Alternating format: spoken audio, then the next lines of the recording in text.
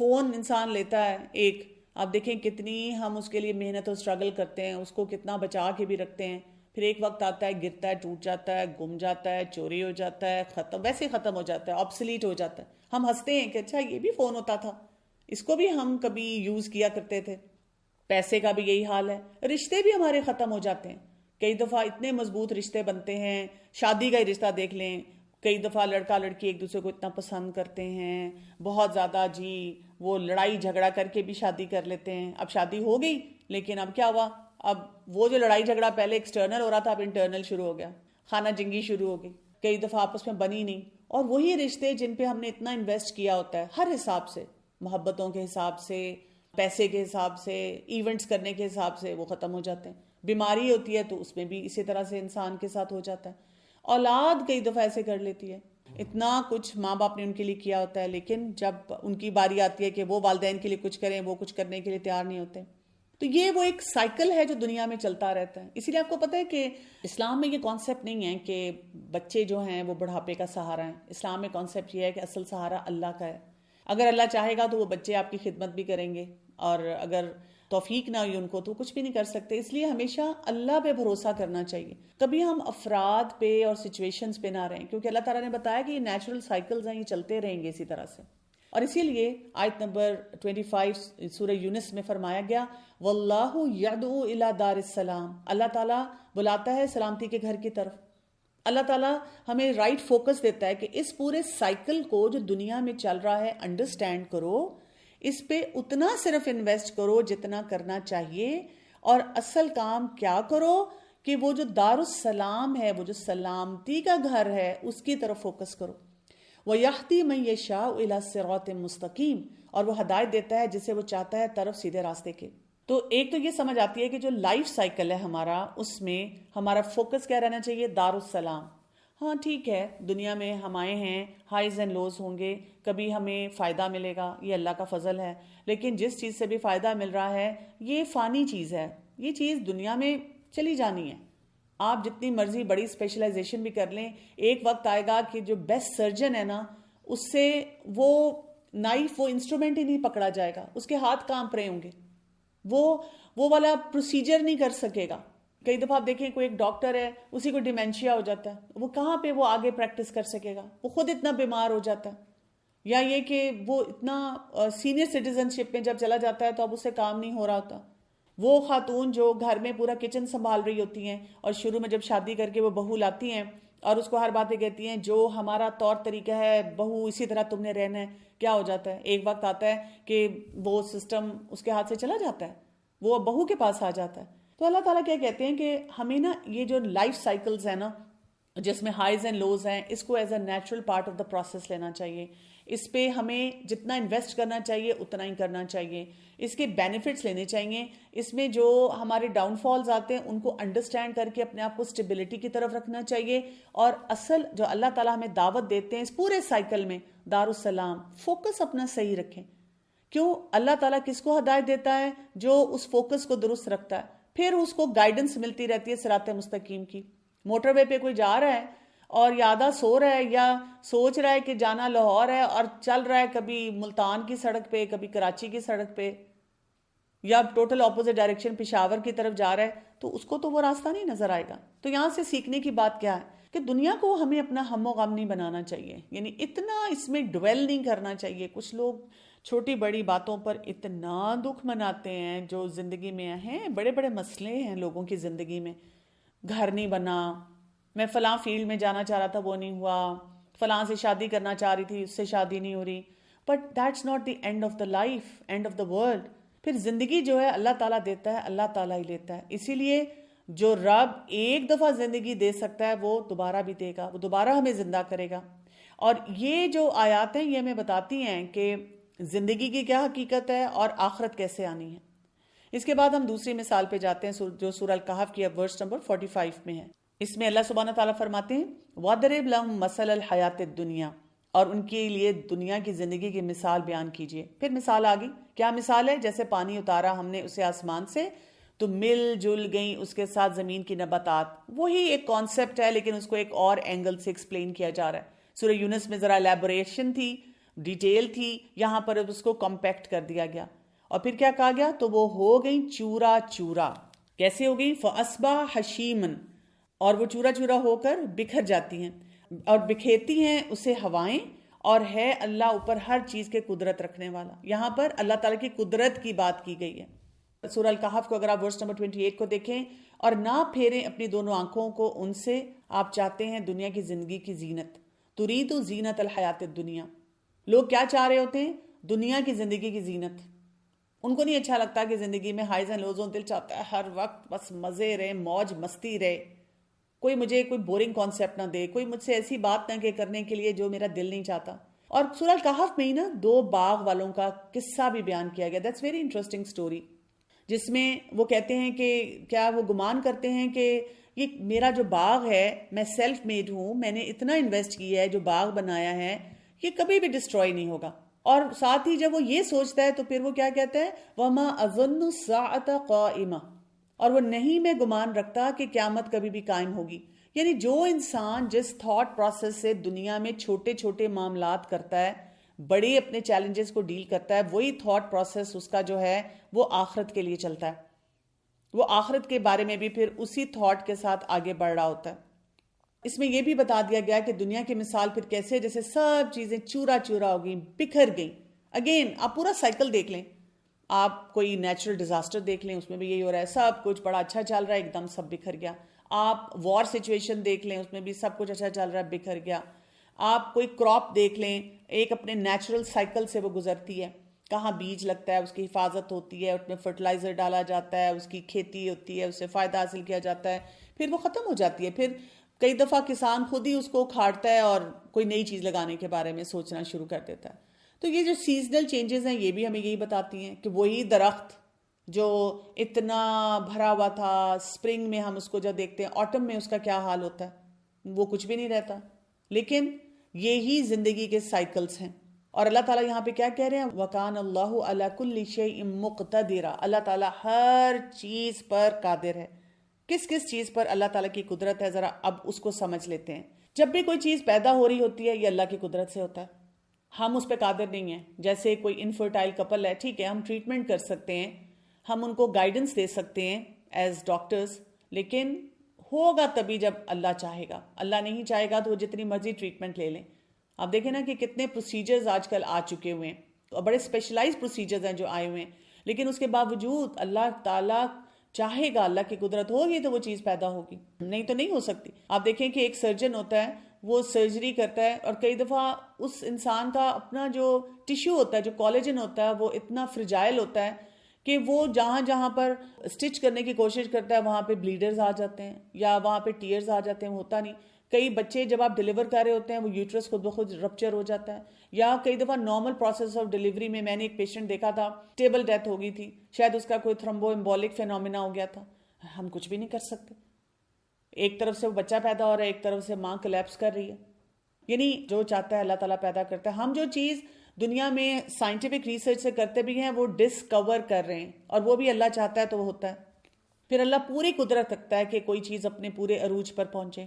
یعنی ہم جو اس وقت میڈیکل سٹڈیز پڑھ رہے ہیں اور بہت ایکسیل کر رہے ہیں، الحمدللہ یہ اللہ تعالیٰ کی توفیق سے ہو رہا ہے. جیسے اب آپ کبھی کہیں کہ ایگزامز ہیں اور میں نے بہت تیاری کی، اماں ابا بھی کہتے ہیں نا ہمارا بچہ ہماری بچی بہت لائق ہے، اور جو بیچارہ نہ پڑھنے والا اس کو باتیں سننے کو ملتی ہیں.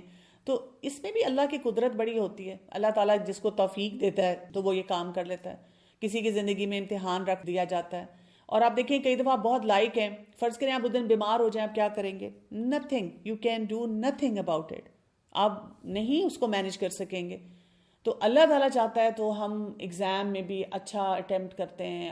پہلے تو یہ کہ ہم پڑھ پاتے ہیں، پھر ہم ایگزام کے لیے جا پاتے ہیں، پھر ایگزام میں وہ کوشچنز ایسے ہوتے ہیں جو ہمیں آتے ہوتے ہیں، ہم وہ کر لیتے ہیں. تو اس میں بھی اللہ کی قدرت ہے، اللہ کی قدرت کو دیکھنا چاہیے. اور جب کوئی چیز اپنے زوال کو پہنچتی ہے، اس کا ڈاؤن فال ہوتا ہے، وہ بھی اللہ کی قدرت سے ہوتا ہے. اللہ چاہتا ہے، اللہ تعالیٰ ہمیں کچھ سکھانا چاہ رہا ہوتا ہے. جیسے آپ دیکھیں کئی دفعہ کوئی پیرنٹس ہوتے ہیں، وہ کہتے ہیں کہ میں پیڈیاٹرکس میں بہت دیکھتی ہوں کہ ہمارا ایک اسپیشل نیڈ بچہ ہے، بہت پریشان رہتے ہیں. تو کیوں ہوتا ہے؟ کیا ان کے اوپر کوئی عذاب کی شکل ہے؟ اکثر لوگ ان کو ایسی باتیں بتاتے ہیں کہ تم نے گناہ کیا ہوگا اس لیے تمہارے ساتھ یہ ہوا ہے. نہیں، اللہ تعالیٰ ہمارے جیسے لوگوں کو دکھانا چاہ رہا ہوتا ہے کہ یہ اللہ کی قدرت ہے، اور تمہیں اگر نارمل بچہ ملا ہے تم اس کی قدر کرو. جو اللہ کی قدرت ہے اس کو پہچانو کہ اگر تمہیں ایک اسپیشل نیڈ بچہ ملا ہے تو اس سے تمہاری کیا کیا لرننگ ہو رہی ہے. سورہ الکہف کی ورس نمبر 46 میں اللہ سبحانہ تعالیٰ فرماتے ہیں المال والبنون زینت الحیات الدنیا والباقیات الصالحات خیر عند ربک ثوابا وخیر عملا. مال اور بیٹے دنیا کی زندگی کی زینت ہے، کیونکہ مال اور بیٹے سب کو بہت اچھے لگتے ہیں. آئی ایم سوری گرلس، آپ کو غصہ نہ آئے، لیکن ایک فیکٹ ہے نا، لوگوں کو بیٹے اچھے لگتے ہیں. بیٹیاں اکثر وہ کہتی بھی ہے نا اپنے گھر میں کہ بھائی کو یہ اس چیز کی اجازت کیوں ملتی ہے اور لڑکے سب کچھ کیوں کر سکتے ہیں. لیکن یہ وہ ایک حقیقت ہے جو کہ بیان کر دی گئی کہ لوگ مال اور بیٹوں کو پسند کرتے ہیں، لیکن دنیا کی زینت ہے. اور باقی رہنے والی کیا ہیں؟ والباقیات الصالحات. جو بھی باقی رہنے والی نیکیاں ہیں وہ اللہ کے نزدیک زیادہ فائدہ مند ہیں. تو بات یہ ہوتی ہے کہ اس سے یہ ہمیں پتہ چل رہا ہے کہ ہمیں صحیح انویسٹمنٹ آنی چاہیے. اور یہی بات سورہ آل عمران کی آیت نمبر 15 میں کیسے بتائی گئی؟ کہہ دیجئے کیا میں خبر دوں تمہیں بہتر کی ان سے، ان کے لیے جنہوں نے تقوی کیا، کہ ان کے رب کے پاس باغات ہیں جن میں بہتی ہیں نہریں، ہمیشہ رہنے والے ہیں اس میں، اور اس میں پاکیزہ ازواج ہیں، اور رضامندی اللہ کی طرف سے، اور اللہ خوب دیکھنے والا ہے اپنے بندوں کو. یعنی جو لوگ تقوی اختیار کرتے ہیں ان کے لیے جنت ہے. کہ دنیا میں رہتے ہوئے ان ہائیز اینڈ لوز میں ہم اللہ تعالیٰ کا جو سسٹم ہے اس کو انڈرسٹینڈ کریں اور اس سسٹم کے مطابق اپنی زندگی کو بہترین سے بہترین بنائیں. بہت سے مقامات پہ قرآن مجید میں آ رہا ہے، جیسے سورہ الغافر کی آیت نمبر 39 میں آتا ہے یا قومی، اے میری قوم، انما ھذی الحیات الدنیا متاع، بے شک یہ دنیا کی زندگی تھوڑا فائدہ اٹھانے کے لیے. متاع کہتے ہیں جس سے ٹیمپرری آپ کو کوئی بینیفٹ ہوتا ہے. جیسے کوئی ڈسپوزیبل کپس ہیں، پلیٹس ہیں، ان کو ٹیمپریریلی ہم یوز کرتے ہیں لیکن وہ اپنی شیلفز میں سجا کے نہیں رکھتے، بار بار نہیں استعمال کیے جا سکتے. متاع ہے، تھوڑی دیر کے لیے استعمال کیا اور اس سے فائدہ حاصل کیا. آپ دیکھیں کئی دفعہ آپ کلاس میں جا رہے ہیں، بھاگے ہوئے جا رہے ہیں، اور آپ کہتے ہیں وہ بس مجھے ڈسپوزیبل کپ میں کافی دیتے ہیں اور کچھ وہ چائے دیتے ہیں، جوس دیتے ہیں، یا پلیٹ میں ڈسپوزیبل میں کچھ رکھ دیں جلدی سے. تو آپ کو فائدہ ہوتا ہے، آپ کو وہاں بیٹھنا نہیں پڑتا، آپ کوئکلی کوئی چیز گریب کرتے ہیں اور اس کو یوز کر لیتے ہیں. لیکن اصل کام کیا کہا گیا؟ وَإِنَّ الْآخِرَةَ هِيَ دَارُ الْقَرَارِ. آخرت کی زندگی جو ہے وہی دار القرار ہے، وہی رہنے کی جگہ. اصل بات یہاں کیا سمجھ آتی ہے؟ دنیا کی زندگی نا it's like our tool box. یہ ہمارا ٹول ہے، اس کے ہائیز اینڈ لوز ہمارے ٹول ہیں، اور ان ٹولز کے ذریعے ہم نے دار السلام کی طرف بڑھنا ہے اور آخرت پہ فوکس رکھنا ہے. یہ بس ایک آپ کا وہ جو ایک کنفیوژن ہے نا شروع میں جس پہ میں نے بات کی تھی کہ کیا کریں، دنیا میں کتنا انویسٹ کرنا ہے، آخرت کی طرف کتنا جانا ہے. جیسے آپ دیکھیں تھوڑا سا آپ قرآن پڑھنا شروع کرتے ہیں اور کسی کو اگر فیلنگ ہو جائے کہ آپ کی ریلیجس انکلینیشن ہو گئی ہے تو آپ کو کہتے ہیں پھر تم میڈیسن کیوں پڑھ رہی ہو، پھر تم اسپیشلائز کیوں کر رہی ہو، پھر تم یہ کورس کیوں کر رہی ہو، پھر تمہیں دنیا میں ایکسیل کرنے کی کیا ضرورت ہے، پھر تم دیا جلاؤ اور وہاں بیٹھ کر بس اندھیرے میں تسبیح پکڑو اور اللہ اللہ کرو. جیسے لوگوں نے ایک وہ بات بھی بنائی ہوئی ہے نا، ملا کی دوڑ مسجد تک. یعنی لوگ یہ سمجھتے ہیں کہ اگر دنیا میں رہتے ہوئے کوئی دین دار انسان ہے اور وہ اللہ تعالیٰ کی دی ہوئی نعمتوں کو حلال طریقے سے کما رہا ہے، اس سے فائدہ حاصل کر رہا ہے اور اس کو انجوائے بھی کر رہا ہے، تو اس کو گلٹ ٹرپ بہت بڑا دینا چاہیے کہ اچھا ویسے تو آپ مولوی بنتے ہیں لیکن آپ نے آئی فون کیوں رکھا ہوا ہے، اور وہ بھی لیٹسٹ والا، اور آپ نے یہ لینڈ کروزر کیوں لی ہوئی ہے. یعنی ہم ایسی باتوں پہ پک کرتے ہیں. بھئی اگر اللہ نے ان کو حلال کمائی دی ہے اور وہ بہت سارے پروجیکٹس پہ بھی کام کرتے ہیں اور اللہ تعالیٰ نے جو ان کو وہ گاڑی دی ہے اس سے وہ نیکی کے کاموں میں آگے آگے جاتے ہیں اور وہ لوگوں کے لیے فائدہ مند ہے، بینیفیشل ہیں، تو واٹس یور پرابلم؟ کیونکہ ہم نے دین کے کانسیپٹ کو نا کہ کوئی اگر دیندار ہے تو اس کو مسکین ہی دیکھا ہے، اس کے لیے سوچا ہے کہ اس کے پاس پھٹے ہوئے کپڑے ہوں اور وہ زندگی میں کچھ بھی نہ کرنے جوگا ہو. دیکھیں زندگی کی جو نعمتیں اپروپریٹ ہیں وہ تو آپ کے پاس اگر ہیں تو الحمدللہ. اب آپ دیکھیں آپ کی فیملیز افورڈ کر سکتی ہیں نا to pay the tuition fee of a private college, تو آپ لوگ ڈاکٹر بن رہے ہیں، آپ وہاں پہ محنت کر رہے ہیں. جب آپ ڈاکٹر بنیں گے اس کمیونٹی کو فائدہ ہوگا نا، یہ کمیونٹی آپ سے بینیفٹ لے گی. تو وہ بھی یہ کہہ سکتے تھے کہ نہیں چھوڑو اس پیسے کو ہم صدقہ کر دیتے ہیں اور تم جو بیٹا بس بیٹھ کے نا صرف مسجد جایا کرو. تو یہ وہ فائن بیلنس ہے جو ہمیں سیکھنے کی ضرورت ہوتی ہے. سہل بن سعدی رضی اللہ عنہ نے کہا کہ ہم رسول اللہ صلی اللہ علیہ وسلم کے ساتھ غزوہ خندق کے موقع پہ موجود تھے اور نبی کریم صلی اللہ علیہ وسلم بھی خندق کھودتے جاتے تھے اور ہم مٹی کو اٹھاتے جاتے تھے اور جب بھی نبی کریم صلی اللہ علیہ وآلہ وسلم ہمارے پاس سے گزرتے تو فرماتے اے اللہ زندگی تو بس آخرت ہی کی زندگی ہے، بس تو انصار و مہاجرین کی مغفرت کر. یعنی اب یہ کون سی سچویشن تھی؟ ڈیفیکلٹ ٹائمز تھے نا، ٹینشن بھی ہے، کام نہیں کیا جا رہا. ہم ایسے سچویشن میں کئی دفعہ فوراً گیو اپ کرنا چاہتے ہیں، ہم کہتے ہیں no it's too much for me, I can not manage. لیکن انہوں نے کیا کہا؟ کوئی بات نہیں، یہ وقت بھی گزر جائے گا. حدیث میں رسول اللہ صلی اللہ علیہ وسلم نے فرمایا اگر دنیا اللہ تعالیٰ کے نزدیک مچھر کے پر کے برابر بھی ہوتی تو اس سے کافروں کو ایک قطرہ بھی نہ چکھاتا. یعنی دنیا کی زندگی کی بس جو ویلیو ہے بس اس کو وہیں پہ رکھنے کی ضرورت ہے. ایک اور حدیث میں آتا ہے کہ صحابہ کہتے ہیں کہ ہم رسول اللہ صلی اللہ علیہ وسلم کے ساتھ ایک بکری کے مرے ہوئے بچے کے پاس سے گزرے. رسول اللہ صلی اللہ علیہ وسلم نے اس بکری کے بچے کو، مردہ بچے کو جو بکری کا تھا، دیکھ کر فرمایا کیا تم لوگ اسے دیکھ رہے ہو کہ جب یہ اس کے مالکوں کے نزدیک حقیر اور بے قیمت ہو گیا تو انہوں نے اسے پھینک دیا. صحابہ نے عرض کیا اللہ کے رسول صلی اللہ علیہ وسلم اس کی بے قیمت ہونے کی بنیاد ہی پر لوگوں نے اسے پھینک دیا. تو آپ نے فرمایا دنیا اللہ تعالیٰ کے نزدیک اس سے بھی زیادہ حقیر اور بے وقت ہے جتنا یہ اپنے لوگوں کے نزدیک حقیر اور بے وقت ہے. یعنی دنیا کی وہ ویلیو جتنی ہے نا اتنی بس اس کو رکھنی ہے، اس سے زیادہ ہم رکھیں گے تو ہمیں کوئی فائدہ نہیں ہوگا. اب کرنے والے کام کیا ہیں اگر ہم فائنل کنکلوژن کی طرف جائیں؟